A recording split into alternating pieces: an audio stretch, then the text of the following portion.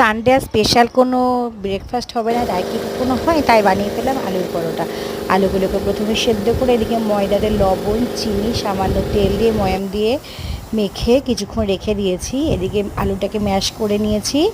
কড়াইতে সর্ষের তেল, জিরে ফোড়ন দিয়ে সেদ্ধ করা আলুটাকে দিয়ে দিয়েছি। এরপরে দিয়েছি লবণ, জিরের গুঁড়ো, লঙ্কার গুঁড়ো, আদা বাটা আর একটু চাট মশলা স্বাদের জন্য, সমস্ত কিছু দিয়ে একটু চিনিও দিয়েছি। দিয়ে এগুলোকে আমি এই যে এটা একটা বানিয়ে নিয়েছি পুর। এই যে এবার ময়দাটাকে লেচি কেটে বাটির আকারে গড়ে আমি ওই পুরটাকে ভরে নিয়ে আলতো হাতে এগুলোকে বেলে নিয়েছি। খুব জোরে বেলবে না, তাহলে কিন্তু ময়দার থেকে পুরটা বেরিয়ে যাবে।